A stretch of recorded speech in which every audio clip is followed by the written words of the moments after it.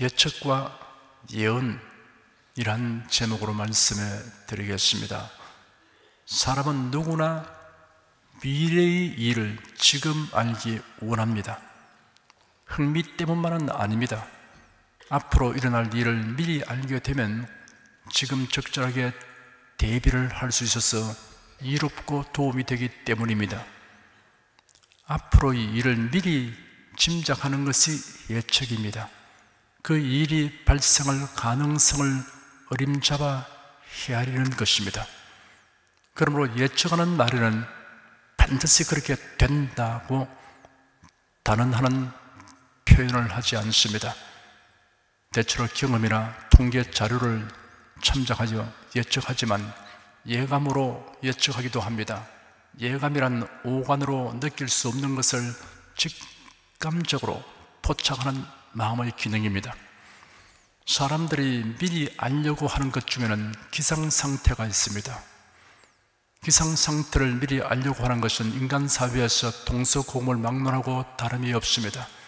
기상을 예측하는 것은 농사에서 전쟁까지 생활의 모든 방면에 필요합니다. 기상상태가 미치는 영향이 막중하기 때문입니다. 예수님도 사람들의 기상예측을 인용하여 말씀하신 적이 있습니다. 바리새인들과 사두개인들이 다가와서 예수님을 시험하려고 하늘에서 오는 표적을 자기들에게 보여달라고 요청하였습니다. 예수께서 대답하시기를 너희는 저녁에 하늘이 붉으면 날씨가 좋겠다 하고 아침에 하늘이 붉고 흐리면 오늘은 날씨가 굽겠다라고 말한다. 네가 청기는 분별할 줄 알면서도 시대의 표적들은 분별하지 못하느냐 하였습니다. 기상관측 장비가 없는 시대에는 경험에 비추어서 기상상태를 예측하였습니다. 갈릴레오 이전 사람들은 태양과 그 행성들이 지구를 중심으로 하여 돌고 있다고 억측했습니다. 사실에 의하지 않고 제멋대로 짐작한 것입니다. 많은 경우로 인하여 이러한 억측은 사라졌습니다. 1608년 네덜란드의 한스 리페르 회의가 만원경을 최초로 발명했습니다. 그 소식을 들은 갈릴레이가 곧바로 같은 모양의 만원경을 만들어 전체를 관측하여 많은 새로운 사실을 알아내었습니다. 태양계의 방랑자라고 불리는 헨리 혜성은 그 주기와 다음 접근 시기를 예측한 에드먼드 헨리의 이름을 따서 헨리 혜성으로 불리게 되었습니다. 1682년 에드먼드 헨리는 대혜성의 출현을 관측하고 그것을 1456년, 1531년, 1607년 등 거의 76년마다 돌아오는 주기 혜성이라고 주장하였습니다. 그리고 1758년에 다시 나타날 것이라고 예측하고 예고했습니다. 그가 예고한 대로 1758년에 혜성이 나타났습니다. 그런데 헨리는 이를 보지 못하고 16년 전에 죽었습니다. 그 후 정확히 76년 만인 1834년, 1910년, 1986년에 출현하였습니다. 우리 주님의 재림이 아니더라도 지금 50세 이상인 분들은 다음 시기에 출현하는 헨리 혜성을 볼 수 있는 분이 드물 것입니다. 2062년에 헨리 혜성이 출현할 것이기 때문입니다. 17세기 이처럼 혜성의 출현 시기를 정확히 예고할 만큼 전문 관측이 발전되었습니다. 오늘날은 천문대 건립과 만원경 개발에 엄청난 예산을 투입하는 나라들이 늘어나고 있습니다. 시속 170km의 돌풍이 불고 지구에서 가장 건조한 사막인 칠레 파라나테 세워진 천문대에 설치된 전체 만원경으로 100억 광년까지 봅니다. 이 만원경을 조작하는 데 150명이 필요합니다. 현존은 가장 큰 만원경 4대로 구성됩니다. 갈릴레오가 4세기 전에 만든 만원경보다 7만 배나 멀리 볼 수 있습니다.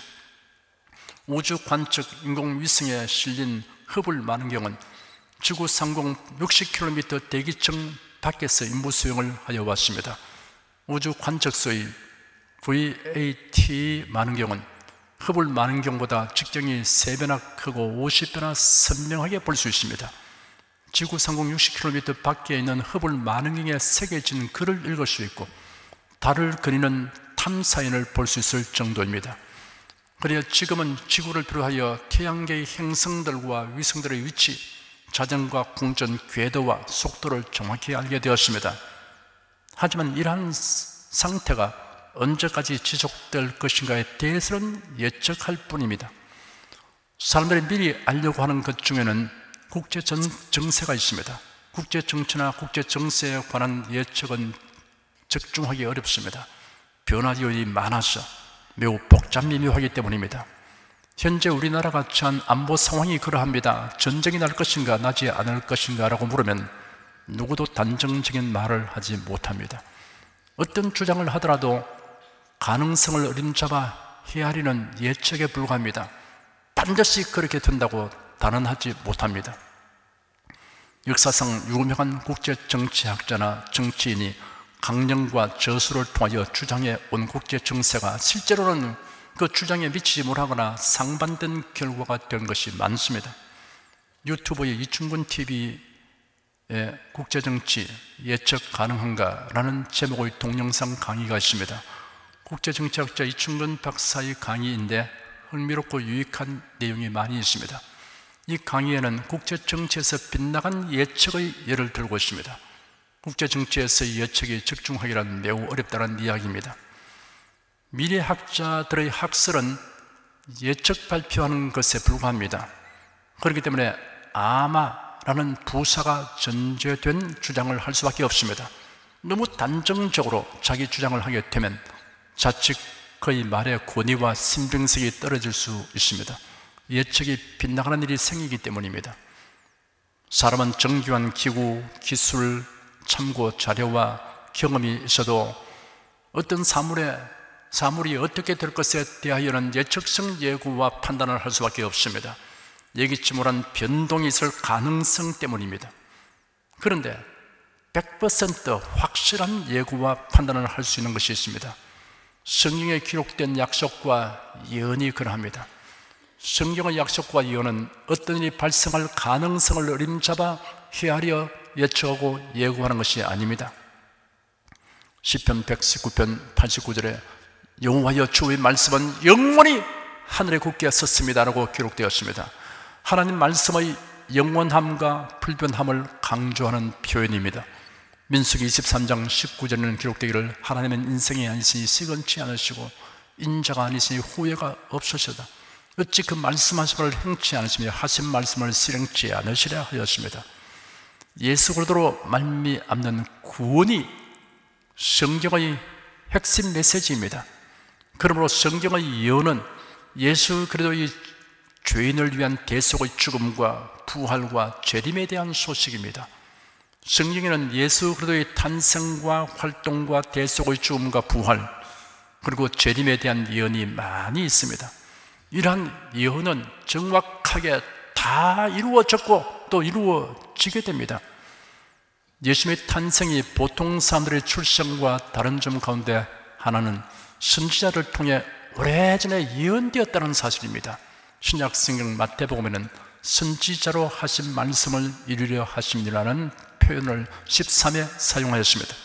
그리고 구약 성경에 예언된 말씀을 인용한 것이 129회에 달하고 있습니다. 예수님의 탄생은 예언된 말씀대로 되었습니다. 마리아가 요셉과 정하고 동거하기 전에 성령으로 잉태된 것이 나타났습니다. 이를 알게 된 요셉이 이 일을 생각할 때 주의 사자가 요셉에게 현명하여 말했습니다. 다윗의 손 요셉아, 네 아내 마리아 데려오기를 무서워 말라. 저에게 잉태된 자는 성령으로 된 것이라. 아들을 낳으리니 이름을 예수라 하라. 이는 그가 자기 백성을 저희 죄에서 구원할 자이심이라 하니라.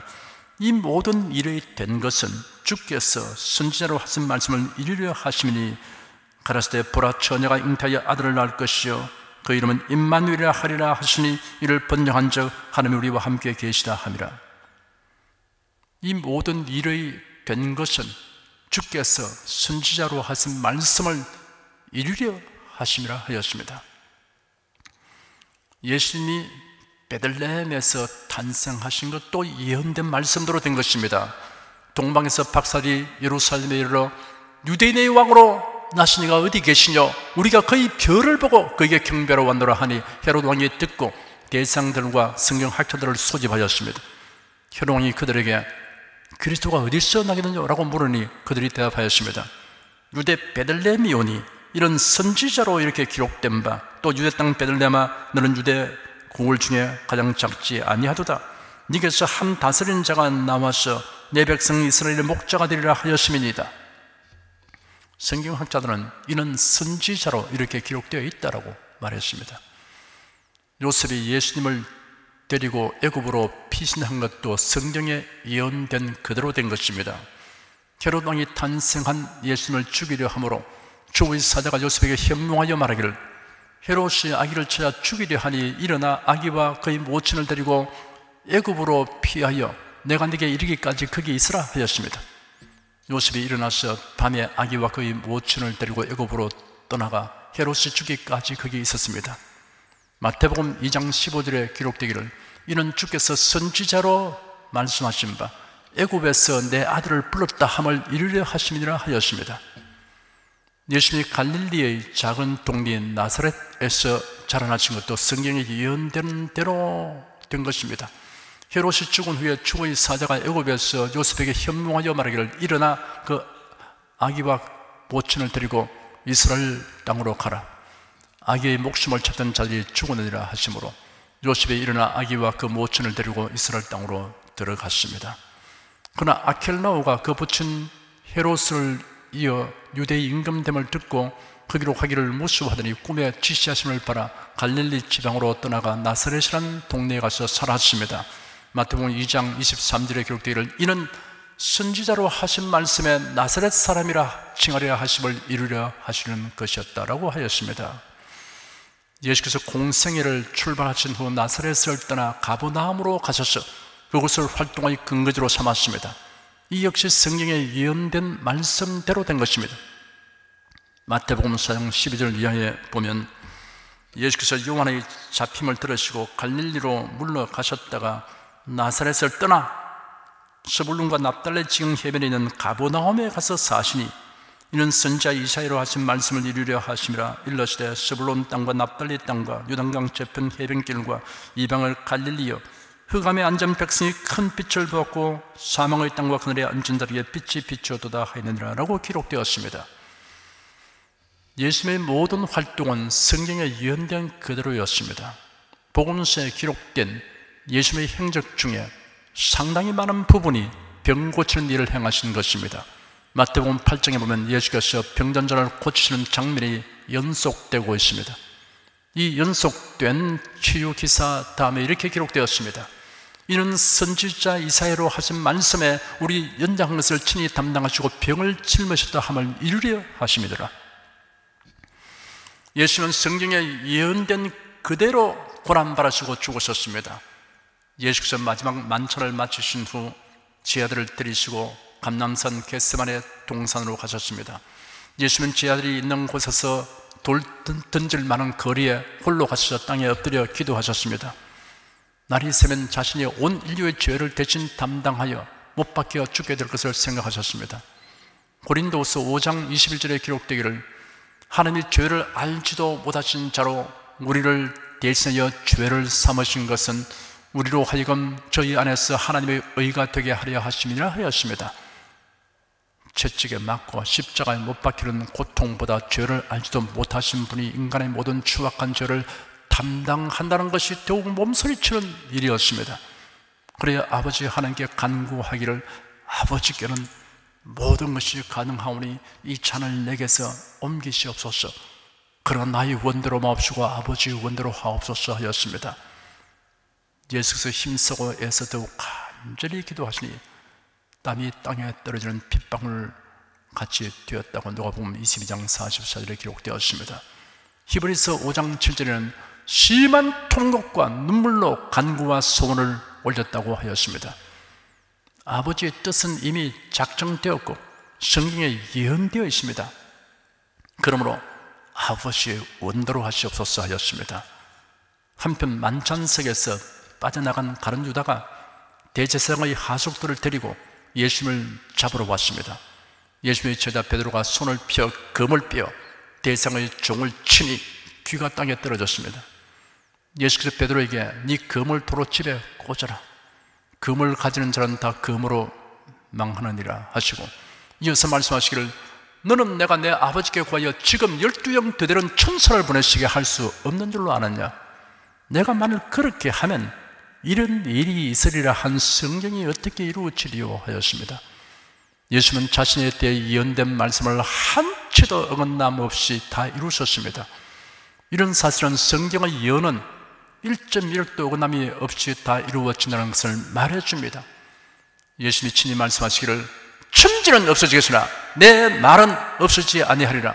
진실로 너에게 이르노니 천지가 없어지기 전에는 율법의 1.1이라도 반드시 없어지지 아니하고 다 이루리라 하였습니다. 예수는 성경에 예언된 대로 부활하셨습니다. 사도 바울이 제1차 전도 여행길에 비시디의 안디옥으로 가서 회당에서 강론할 기회를 얻게 되자 이스라엘의 역사를 서술해 나가다가 결론에 와서 예수 그리스도에 대하여 증언하였습니다. 그의 설교의 핵심과 결론은 예수 그리스도의 죽음과 부활에 대한 것이었습니다. 그리고 예수님의 십자가에 못 박혀 죽으신 것에 대하여 성경의 저를 가리켜 기록하는 것이 다 이루어진 것이라고 하였습니다. 또한 시편 2편을 인용하면서 예수님의 부활은 이미 예언된 말씀의 성취라고 증명하였습니다. 사도 바울은 가이사랴에서 베스도 총독과 아그리빠 왕이 대서관 가운데 재판받는 자리에 서게 되었습니다. 그 자리에서 바울은 담대하게 변론하였습니다. 아그리빠 왕이여, 내가 하늘에서 보인 것을 거역하지 않고 먼저 다메섹과 예루살렘에 있는 자들에게 그리고 유대 온 지역과 이방인들에게 회개하고 하나님께로 돌아와 회개에 합당한 일들을 하라고 전파하였습니다. 이런 일들 때문에 유대인들이 성전에서 저를 붙잡아 죽이려고 하였습니다.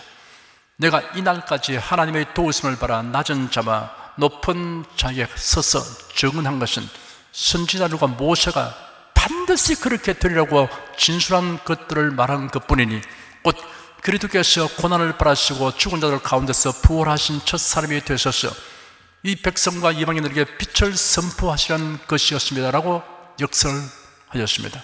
바울 사도는 자신이 전파하는 예수님의 죽음과 부활은 선지자들과 모세가 반드시 그렇게 되려고 진술한 것이라고 말했습니다. 예수님의 탄생에서 부활까지의 모든 일들은 하나님의 약속과 선지자를 통해 예언된 그대로 되었습니다. 하나님은 전능하시고 신실하시기 때문에 약속하신 그대로 이루시고 예언된 그대로 이루십니다. 예수님의 탄생과 활동 그리고 죽음과 부활은 우연히 일어난 일들이 아니었습니다. 죄인을 구원하시는 계획을 하나님은 여러 부분과 여러 모양으로 인생들에게 알리셨습니다.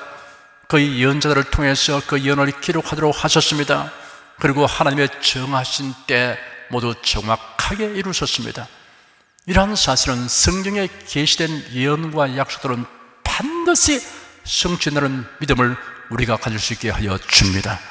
그리고 장차 이루어질 일들에 대하여 확실한 소망을 가지게 합니다. 그러므로 성경대로 믿고 성경대로 살아가는 사람보다 더 지혜로운 사람은 없습니다.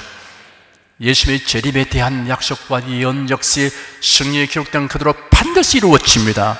성도의 휴거와 부활도 성경에 기록된 그대로 이루어집니다. 새하늘과 새 땅이 도래하고 성도들이 새 예루살렘에 들어가서 주님과 함께 영원히 복락을 누리게 되는 약속과 예언도 성경에 기록된 그대로 반드시 다 이루어집니다. 국제정치학자나 미래학자의 학설은 상당한 가능성이 있다고 생각하는 그 무엇을 예측하여 발표하는 것입니다. 그러므로 아마도 그렇게 될 것입니다 라고 말하는 것이 바른 자세입니다. 사람은 어떤 사물이 어떻게 될 것에 대하여는 예측성, 예고나 판단을 할 수밖에 없습니다. 예기치 못한 변동이 있을 가능성이 있기 때문입니다. 그런데 100% 확실한 예고는 성경에 기록된 약속과 예언뿐입니다. 성경의 약속과 예언은 그 일이 발생할 가능성을 어림잡아 헤아려 예측하고 예고하는 것이 아니라 반드시 이루어질 것을 예고하는 것입니다. 어떤 일에 대하여 여러분이 예측하는 것이 빗나가더라도 지나치게 슬퍼하거나 낙심하지 마십시오. 왜냐하면 성도들은 하나님의 주신 예언을 가지기 때문입니다. 하나님의 약속과 그 예언은 어떤 경우에도 그대로 반드시 이루어집니다. 내가 사망의 음침한 골짜기로 다닐지라도 해를 두려워하지 않을 것은 주께서 나와 함께 하심이라. 주의 지팡이와 막대기가 나를 안위하시나이다. 주께서 내 원수의 목전에서 내게 상을 베푸시고 기름으로 내 머리에 바르셨으니 내 잔이 넘치나이다. 나의 평생의 선하심과 인자하심이 정녕 나를 따르니 내가 여호와의 집에 영원히 거하리로다. 이 약속과 예언은 여러분을 위해서 주신 것입니다. 하나님을 사랑하는 자 곧 그 뜻대로 부르심을 입은 자들에게는 모든 것이 합력하여 선을 이루느니라. 이 역시 여러분을 위해 주신 하나님의 약속과 예언입니다. 너희는 마음에 근심하지 말라. 하나님을 믿으니 또 나를 믿으라. 내 아버지 집에 갈 곳이 많도다. 그렇지 않으면 너에게 일렀으리라. 내가 너희를 위하여 처소를 예비하러 가노니 가서 너희를 위하여 처소를 예비하면 내가 다시 와서 너희를 내게로 영접하여 나 있는 곳에 너희도 있게 하리라. 여러분을 위해서 주신 하나님의 약속이며 예언입니다. 주께서 호령과 천사장의 소리와 하나님의 나팔로 치니 하늘로조차 강림하시리니 그리도 안에서 죽은 자들이 먼저 일어나고 그 위에 우리 살아남은 자도 저희와 함께 구름 속으로 끌어올려 공중에서 주를 영접하게 하시니 그리하여 우리가 항상 주와 함께 있으리라. 여러분을 위해서 주신 약속이며 예언입니다. 이러한 말씀들은 그렇게 될 가능성을 어림잡아 헤아리는 예측성 말씀이 아닙니다. 반드시 그렇게 되는 예언입니다. 오늘 본문에는 이 예언의 말씀을 읽는 자와 듣는 자들과 그 가운데 기록한 것을 지키는 자들의 복이 있다고 하였습니다. 사랑하는 여러분은 성경에 기록된 반드시 이루어지는 예언으로 인하여 항상 강하고 담대하며 희망이 가득한 생활을 하시기를 축원합니다. 기도하겠습니다. 모든 사람들은 미래에 될 일에 대해서 관심을 가지고 이를 예측하며 이를 알기 위해서 모든 수단 방법을 동원합니다. 그러나 모든 예측들은 사실대로 되지 아니한 일들이 너무나 많고 이것 때문에 또 낙심도 하고 좌절도 합니다. 사람들은 이 땅에 사는 동안 다 안개 속에 헤매고 있습니다. 캄캄한 어둠 속에서 팔을 내젓고 있습니다. 하나님께서는 우리에게 반드시 될 일을 예언하고 약속해 주셨습니다. 선지자를 통해서 서를 통해서 성경에 기록해 주셔서 감사합니다. 그래도 예수님께서 이 예언의 말씀을 바른 사람들의 행복이 얼마나 크고 놀라운가를 우리에게 알게 하여 주시니 감사합니다. 주 하나님, 저희들이 단지 예측에 불과한 일들에 우리 삶을 내걸지 않게 해주시고 확실한 주의 예언에 우리 인생을 집을 짓게 해주시고 그 예언에 의지해서 희망 가지고 살게 해주시니 감사합니다. 이 귀중한 예언을 알지 못하는 사람들에게 전파할 사명이 우리에게 있는 것을 알고 온손이 열심히 하여 복음을 전파하게 도와주시옵소서.